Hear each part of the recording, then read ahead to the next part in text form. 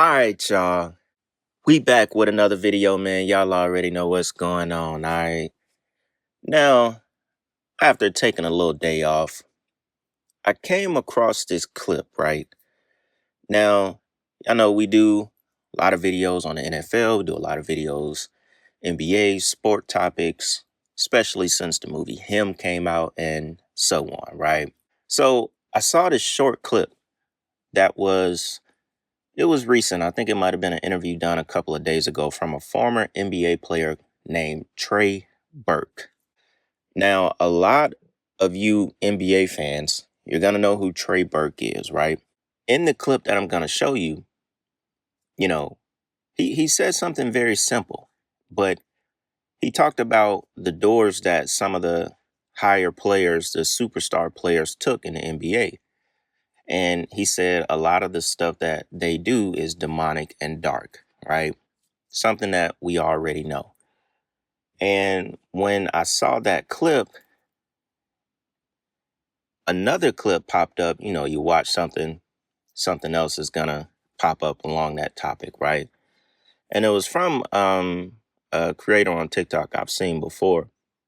And it was talking about Derrick Rose injury being fake.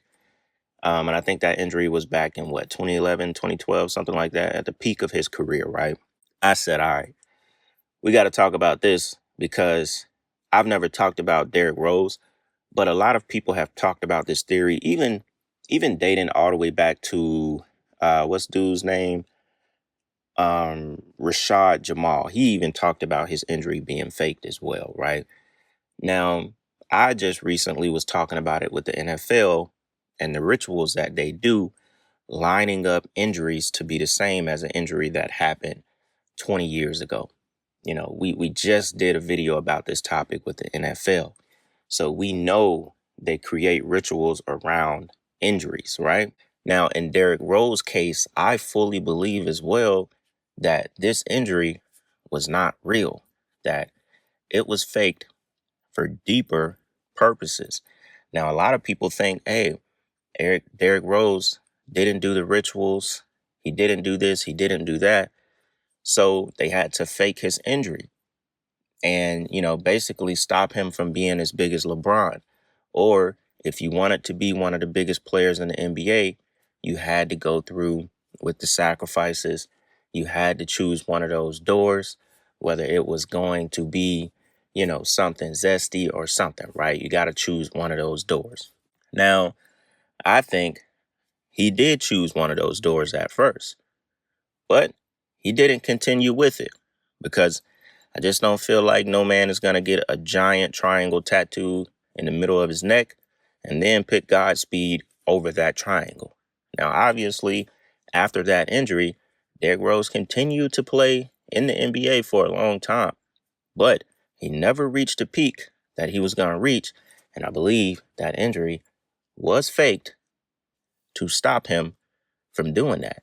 Now, I want to play this short clip as well when I think he was on the Matt Hoffa podcast where he talked about escaping out of the circus of the NBA that I thought was very interesting. So without me talking too much, as I usually do in the intro, let's go ahead and jump into this clip. That being said, check this out. Before, it was kind of just about basketball. Let me just see how good I can be in basketball. You know what I mean? But once I found that deeper purpose, it made me kind of understand life at a deeper level. And I'm still on that journey till this day. Yes, sir. I'm still on that journey. And I think athletes need to know that. It's a lot of athletes out here that just want to make it to the NFL, just want to make it to the NBA. You got Instagram, Facebook, you got so much distractions and they just looking at the lifestyle, but they don't know what's going on inside of the person. They don't know what's really going on. Man, you made it to the league, bro. It's a whole, they don't put the emphasis on it that I feel like we should get because it's 1%. It's a prestigious fraternity, bro. Like straight up, it's not. It's just something that ain't easy to do. So I commend everybody. I look at it like everybody in the world who ever played basketball wanted to go to the NBA, bro. Every kid from every state, from across seas, Country. everything. And some of the people that got to do that, bro, it's a small list, bro. It's 1%, bro. So I just feel like it need to Flowers. be more respect on the guys who they don't look at as the so-called superstars. You know what I mean? Like, Yeah. cause it's so much going on, bro. Like, and I don't even want to get into all that, but a lot of like, bro, like some niggas, bro, some superstars took a different route. I'm gonna be real. Real Like shit. some superstars took a different route, and I ain't get on here to talk about that much. But some of that shit come with some demonic shit, some dark shit. You feel me? Some of Yeah. that shit, like it get real, you know. So I appreciate my journey. I appreciate my career. I appreciate my legacy, as I also stood for a lot, and I took a lot of hits for who I was as a person too. Like I don't talk about the situation a lot, but I ain't get, bro. I took it real. I went through a lot with that. You know what I mean? In Dallas, after I really established myself in Dallas. They held that against you? Yeah, yeah, you know, like yeah, like and I don't really get into it a lot on camera because I still respect that organization For a sure. lot, bro. That organization did a lot for me and my family. You know, I love the Dallas Mavericks, but I think it was bigger than the Dallas Mavericks. It wasn't just the Right. Dallas Mavericks that held it against me. It was bigger than that. It was Yeah. a whole agenda in place for anyone who didn't conform to getting. I decided not to. I got kids. I had to explain to them that I just don't. Yeah. I don't agree with you know anybody telling you to do something that go against your will, go against your belief system. Now, who you just heard, that was Trey Burke. And, you know, his opinion on it is valid for sure. He is a very good ball player at Michigan, very good in the NBA. He's been around it, he's seen it all. And it just confirms it when another person comes out and tell you, you know, with a straight face that this stuff get wicked at the top. I mean, we already know. You think about James Harden, Kevin Durant, LeBron, Steph Curry. You think about all of these players who have amassed, you know, millions of fans, even, you know, close to billions of dollars. I mean, Steph Curry is worth like 300 million. We know LeBron is a billionaire. Boule symbol tatted on his chest. You know, these players chose that door. Derrick Rose was on his way to being at that same level. And you have to know that it was not just an injury that kept him from getting there. They forced him to fake that injury. You don't want to play along. You're not going to see this type of money. You're not going to end up being this type of player that you could have been. I mean, he would have been, man, Derrick Rose is like bigger than Jordan in Chicago. I mean, he's actually from Chicago. You know what I'm saying? Like he's Derrick Rose, they look at him as like the savior in Chicago. They don't even think about Jordan the way they think about Derrick Rose in Chicago. He would have been huge. So look, I'm going to play this clip real quick from Derrick Rose talking about the circus in the NBA, all that good stuff. Then we'll come back and we'll get into this other clip as well, actually, maybe before I come back. But anyways, check this out. Who's the Grim Reaper? Explain. You have the Grim Reaper on your arm. Oh, no. To be the Grim Reaper. No, it ain't that. So yeah. Yeah, so I love magic. So my favorite magician was like Houdini. My name Pooh. I conflated Pooh and Dini and put Pooh-Dini. So it was some kids. I was in high school when I got the tat. You know what I'm saying? Like some shit like that. And I ended up doing some shit like that. But that's what I mean, being a part of like what you were just talking about, being a part of the Matrix. I didn't shake out of that shit until after I got hurt. So a lot of people may look at my story and be like, man, he's the biggest what if, blah, blah, blah. You right. What if I didn't get injured? What? I wouldn't have found myself. I still would have been a part of the fucking circus, bro. What is the circus? I mean, going along with the act. Break it down, because okay. You got into that, yeah. All right, let me just tell you. Right. The circus. Only looking up shit that's on Instagram that they feed to you. Mm-hmm. That's the circus. Mm-hmm. Where it's like, oh, Black history, you learn something about Black history, and it's like, oh, I'm about to look this up now. That's the Matrix. Yes, Derrick Rose, man. He refused to keep selling out, participating in the rituals. This is exactly why he was forced to sit down with that injury, bro, when they made him fake ACL tear, bro. That happened because he didn't want to keep on participating, so they forced him to sit down. This is how these industries all ran. Go watch the movie Him. They show you how you have to keep participating in rituals and sacrifices in order to get to the top. And, you know, D-Rose didn't want to keep on do that shit, participating in that shit, you know, to get to the top. So he just sat down. I made a video of me talking about this before. You know, in the movie Him that just came out, is showing y'all the truth, bro. They showing y'all, like, what you gotta do in order to get to the top, bro. This is how this shit works in these music industry, all these industries, bro, sports and all that. It's not based on talent. Once you get to that position, it's based on how much you're going to sacrifice in the rituals you're going to participate in. So that's what happened with D-Rose, bro. Like, he just wasn't trying to keep on doing that. That's why he retired so early. That's why they made him fake his injury in the league, man. It's just deep, but it's the honest truth, you know.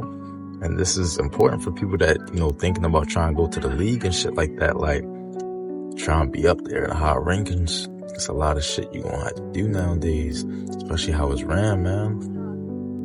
And that's just the honest truth about it. Like, D-Rose is not taking away the talent from him. He's an amazing basketball player, like I said. But, you know, at the end of the day, if you want to get to the top, you got to participate in the rituals and sacrificing.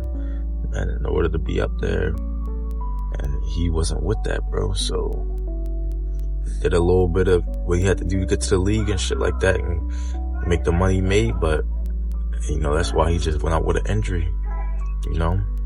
Now, I know a lot of people aren't gonna believe, you know, he faked his injury or he was forced to fake his injury, you know, because he didn't want to participate in the rituals. A lot of that stuff goes over people's head.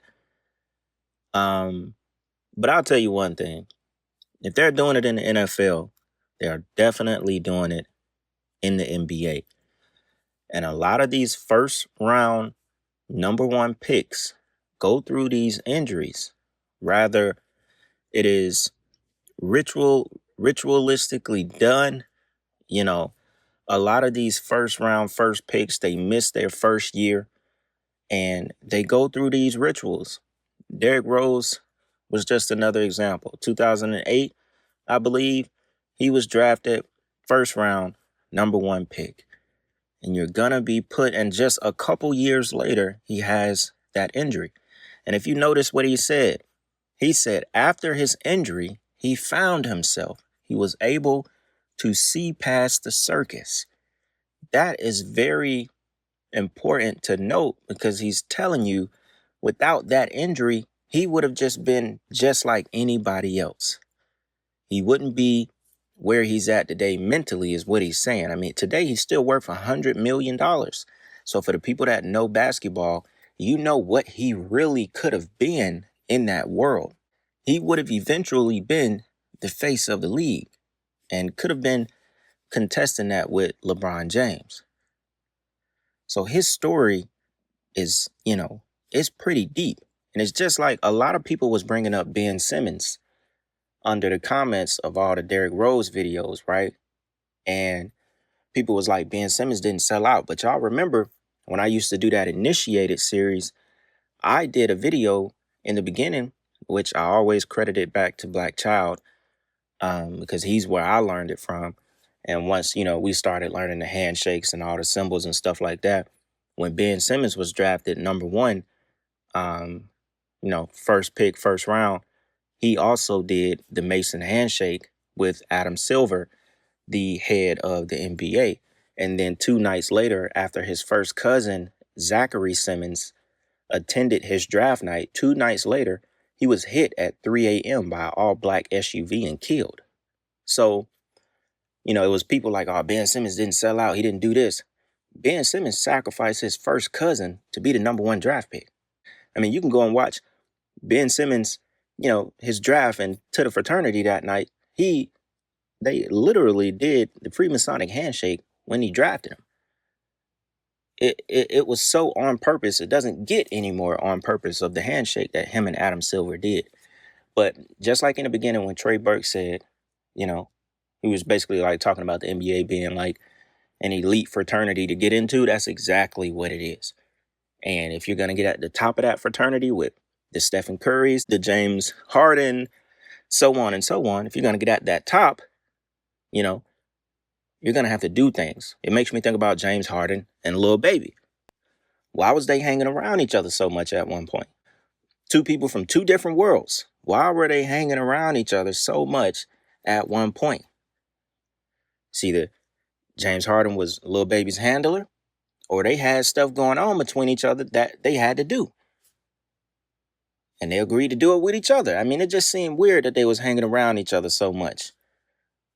Especially like that time where Lil Baby was looking for Rose and when they was like in France or Paris or something and it like made that meme, BB, Lil BB, Lil BB. And Lil Baby didn't know what was going on and James Harden had to tell him to like, hold on, they trying to take pictures of you. Nigga, get back here, nigga. What? Come back. They trying to take photos of you. You Lil Baby, you famous. These people? Yeah, nigga, you famous. I'm famous? Yeah, nigga. Quit waving. Oh my God, Joe. Man, back up, man. This nigga don't know what's going on, man. Help him, nigga. A Prada bag because he proud of me. Full of honey buns. With a honey bun. You know what I'm saying?